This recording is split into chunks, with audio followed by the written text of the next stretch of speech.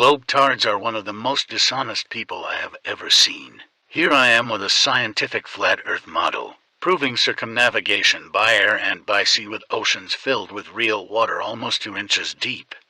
On the lower side, all this globetard can offer is a wet ball. Why can't he reproduce my experiment and display a real rotating ball with at least 2 inches of water attached to it? It's because he can't. Large bodies of water will never stick to a spinning ball. These dishonest people are the ones teaching in our universities.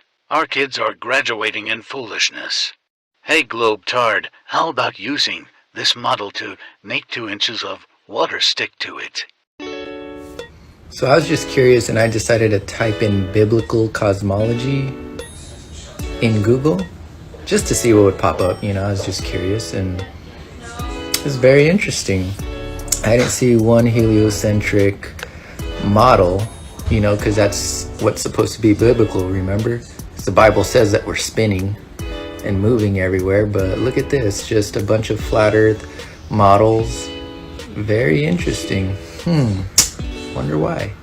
The aliens found in Mexico are not real. The Mexican Congress held a never-heard-before event discussing the existence of aliens. But guess what? It was fake, and has actually already been debunked. UFO researcher Jaime Maussan presented 2 alien corpses claiming to be thousands of years old. Maussan said the alien corpses were found in Peru in 2017. The creatures were tiny and chalky in colour. They were basically space mummies. But funnily enough, the video playing behind me is from 2021 debunking the exact same little crusty alien. But it's not the first time Maussan has discovered alien findings. In 2017, his claims were debunked after the space mummies he discovered from the same region turned out to be 100% human, just like this alien. Alright, so in the 1960s, we went to the moon. And we're going to look at some of the vehicles they used right here. You can see their moon craft that they drove on the moon with. Almost looks like there's an upside down umbrella. Here we have the actual craft that made it to the moon. Wow, this looks legitimate.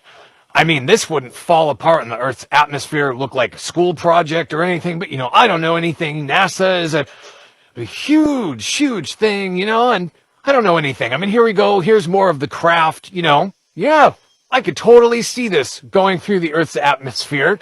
What about you? We're going to look at the leg of the aircraft next. It's covered in looks to be like a pretty gold foil. I'm sure that wouldn't fall apart, upon entering the Earth's atmosphere. What do you think about this? Crepuscular lays. We wouldn't have this if the sun was 93 million miles away, according to the globe model, whereby the sun rays come in a parallel lines towards the earth. So we have the crepuscular rays because the sun is local. We can use these ways to trace the position of the sun. Do you know why people get sunburns? Because the sun is local and depending on their skin as well, right? Actually. So what do we see in this picture? We see the horizon. See the horizon? Do you know where the word horizon comes from? It comes from horizontal. Horizontal. Yeah? Horizontal. The horizon is horizontal. The horizon is never curved. Okay? There's no curvature. Look at the horizon. It's horizontal. Forever and ever. That's where the word comes from. They lied to us. There's no curvature in the world. There's no curvature. Look at it in the water. If you go forward, it continues and it continues. There's no curve. Water never curves because the horizon is horizontal.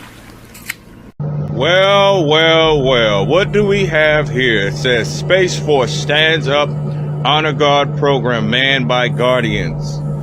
These guardians are not who you think they are. These are super soldiers. Let's get some more. It says securing US in, from, and to space. New Space Force mission statement has our heads spinning. They are preparing for a war with the Almighty God. Okay, we already know that nobody has ever left the earth. We already know that they have these projects like Project Mockingbird, Project High Jump, etc. They never left. So what they're doing is they're trying to protect the interests of this state, of this country, try to protect the sovereignty, but they won't be able to protect something that God created. God created sovereignty. They're trying to protect something that is not theirs. What they're trying to do is get people prepped up and reared up for alien invasion, basically saying that God and his angels are alien, meaning unknown, but they are known. God has made himself known to mankind, but mankind still rejects him. So let's get some more. The U.S. Space Force unveiled its new mission statement on Wednesday, which is meant to better reflect the work carried out by its guardians, the name given to the Space Force personnel. The new mission statement reads, "Secure our nation's interest in, from, and to space." Now, for the spiritually discerned, that means that they're preparing for a war with God, which the Bible talks about, calls it the Battle of Armageddon. Worlds against worlds, nations against nations, and countries against countries. So in a nutshell, for those of you out there who want to know and are inquiring and want to believe something, there is no alien force, okay? It is an angelic force that is coming to dominate. It is an angelic force that is coming to see what's popping with mankind, okay? Michael, Gabriel, Raphael, Uriel, they're all coming. See, they're lowercase g's. They're little gods to the big God. Okay, you're talking about special forces. The only real special forces is God and his holy angels. There is no aliens. They're the good and the bad, the holy and the unholy, the righteous and the unrighteous. God versus the devil. It's going to get real interesting. Be blessed. India's CGI moon landing is the worst ever put out by any so-called space agency. The worst part is that it actually fits India's standard and education. People there seem not to need much to believe in space fantasy. Just look at Bollywood movies, you can understand why a CGI so bad is enough to maintain the Indian people in the Matrix.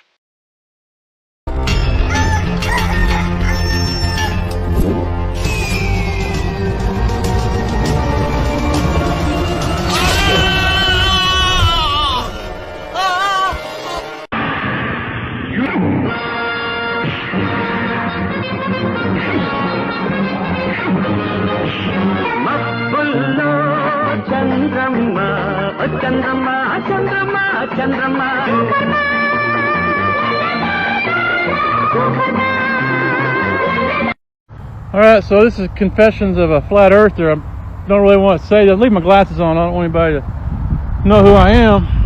You know, none of us wanted to be a flat earther, I'm telling you right now. Nobody really wanted this to be true. Wow. Not easy, you know. The first time you hear about it, you laugh, right? Oh boy, that's stupid. Especially for me, you know, I've got 2 master's degrees. I was an astronomy major starting off in college. I took calculus 1, calculus 2, calculus 3, differential equations. You know, not the smartest guy in the world, but got a little something up there maybe. I don't know, besides the gray hair. Boy, this is tough. I hate coming out like this. Hope nobody sees me. But, you know, you go through life and you believe the earth is spinning and going around the sun, and it seems pretty basic, right? And then somebody challenges you. I remember that I got challenged, right? German friend. If you need to seek out the flat earth, I say, you're stupid, you know. It's more French than German, I apologize. You know, I'm trying to be incognito right now, you know. So anyway, you know, I was in Munich. A friend told me to check it out, so I go watch a video. Eric Dubai, 100 proofs the world's not a round spinning ball, whatever it was. I don't think the video's out there anymore. So I go back to my apartment in Munich. I'm by myself on that trip, and wow, 30 minutes in, I stopped the video. It's a lot of good proofs. Watch the full video, pretty convincing. Wow. So I fly back to America, get off the airplane in Atlanta. Look at the pilot, say, man, it took us an hour longer on one trip to get there than it does here. I mean, why is it an hour longer to get home? Oh, it's because of the upper level atmosphere, the winds, you know. Okay. I said, well, if the Earth was spinning 1,000 miles per hour, you'd think it would be a bigger time difference, you know? And he said, well, the Earth is spinning 1,000 miles per hour. That's why it's an hour different. So he doesn't know. He's a pilot, right? So the first experiment I did as I'm a science-based guy. I mean, so I go to Pensacola, Florida. I'm looking at the lighthouse. So I get an altimeter app on my phone. I get a distance map on my phone. I go to the base of the lighthouse at Pensacola. I go look at the lighthouse. I go 10 miles away. I get my binoculars. I put it on the end of my iPad so I can see. There's no curvature. This is tough though, right? Because I'm visiting my brother-in-law, and he's a pilot, right? He's flying airplanes for the Navy. He trains pilots, you know, this guy knows. So he's showing us picture from the cockpit, you know, and I said, wow, you know, the horizon's flat across. He goes, yeah, it's always flat across.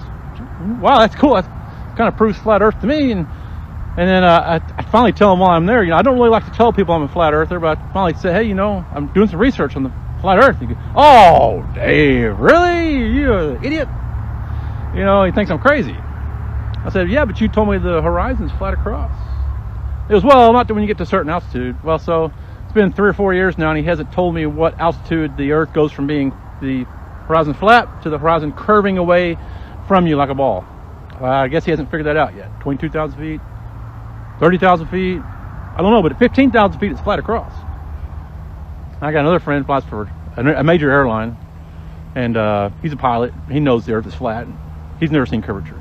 So then, you know, I'll go to Mount Hood, Oregon, right? I got to do more experiments, right? I'm a scientist at heart. Got to do more experiments.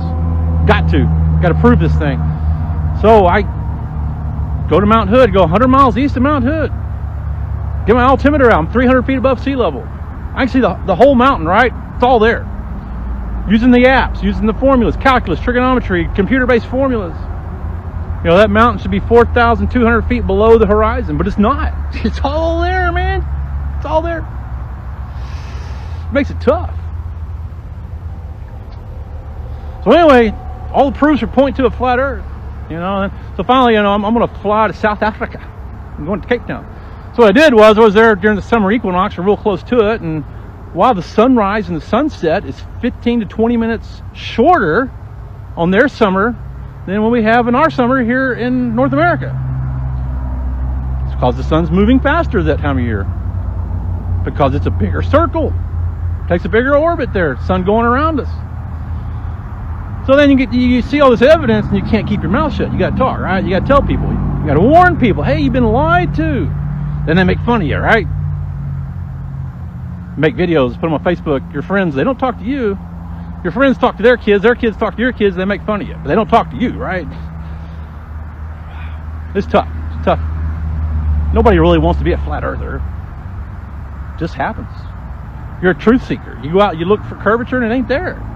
You look and you look, and you want it to be there so bad. You want it so bad to be there. Come on, curve, baby, curve. And it doesn't curve. It's flat across. And they make these videos and people laugh at you, they call you names, and they never have any proof, right? They show you a picture of the Earth from a composite. They never have any pictures. There's no proof. There's no curvature. No one makes a video of, you know, Bob and Steve out. You know, hey, we're 8 miles away from each other and can't see Bob because he's below the horizon. You know, none of those videos.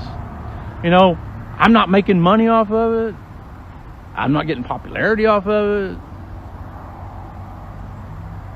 So I just want to confess to you, you know, got to come out and tell you, nobody really wants to be a flat earther. When we look at the evidence, there's no other option. And that's just scientific. You go to the Bible, the Bible's a flat earth book. Well, then your religious friends get mad at you, right? Oh boy, all these Christians. And I'm a Christian, you know. I go to church. I believe in God, believe in Jesus. Well, the Bible's a flat earth book. They don't like that. Nobody wants to hear the flat earth book. Yep, Bible's a flat earth book. Yep, sure is. Just read it. Nope, nobody likes that. And the Christians get mad at you. Scientists get mad at you. And yet there's no MIT grad, there's no scientist, there's no NASA guy, no astronaut that can tell you why you see all of Mount Hood from 100 miles east. No one can tell you why on a curved ball. None of your religious friends can open their Bible and show you from the Bible where the earth is a round spinning ball going around the sun. So I just want to confess to you, don't want to do it. Don't really want to be a flat earther. Ridiculed, outcast, made fun of. Yeah, it happens. The Flat Earth map dates back over 1,000 years. This map is credited to being created by a Persian astronomer, Al-Biruni, who lived between 975 AD to 1048 AD. It's the official map of the United Nations and also the United States Geological Survey. It used to be present in many places before the creation of NASA and the Antarctic Treaty in 1959. Here you see it with Admiral Byrd. This map has been restored by Dmitry from Russia with suggestions of mine, Idialenkar. Known by my YouTube channel Flat Earth Banjo, I asked Dmitry to include the Bermuda Triangle and Point Nemo, a place deep in the Pacific where NASA buries rockets. Then Robert Tozzi, a professional mapmaker, came along and enhanced the map even more. There are many people now selling this map online, but if you could order it from my online store, I would greatly appreciate it. Visit my online store today and order one of the items. I humbly thank you.